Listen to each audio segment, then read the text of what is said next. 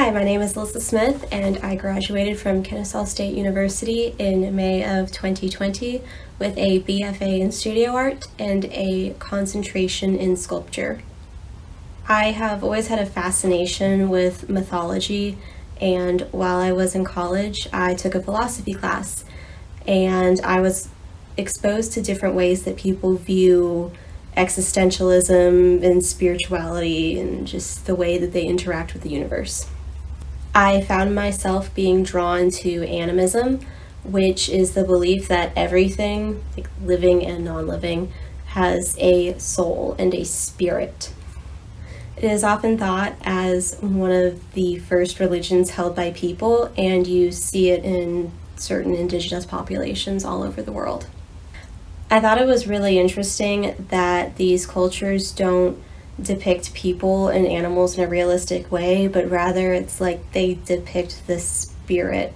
So the images are recognizable, but they're still very abstract. I try to recreate these concepts in my art because I find that there's something about it that feels like something that every human, regardless of background, can recognize and connect with. I like the idea that there's something intrinsically human that can connect everyone. In a lot of my pieces, I try to capture a moment in time, like a whale raising its tail or a bat wrapping its wings around its body. The objective of each piece is to create a sense of otherworldliness with a figure that is abstract but still recognizable, but still kind of hums with a spiritual energy. I started to explore these ideas in my small metals class with Professor Deborah Hutchinson.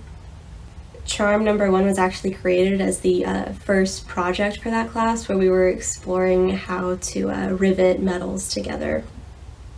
Charm number 2, which I also kind of called the sun, was another piece for that class where we were exploring different fold forming techniques. I started to experiment with wood whenever I was making the bat house, which was the first time that I was creating not only a sculptural piece, but also a functional piece. For my last sculpture class, I created the bird blind, and that project, the objective was to create a monumental piece. There are 5 different shapes made out of steel that hinge together that also have a bird feeder and a bird bath insert that go into the panels as well. The shapes were inspired by the shadows and shapes that are created by trees. After I graduated, I realized I had to kind of scale down the sizes of my projects, and that's why I kind of revisited the charms. Charms number 3 through 5 each represent a different aquatic animal. My latest piece, Charm number 6, the eye, was inspired by the story of Odin plucking his eye out and sacrificing it to Mimir in order to drink from his well and gain cosmic knowledge. It was also me kind of taking advantage of a bad situation where my 7-year-old rabbit, Janie, started to develop glaucoma in one of her eyes, which increased her eye pressure and was causing her a lot of pain.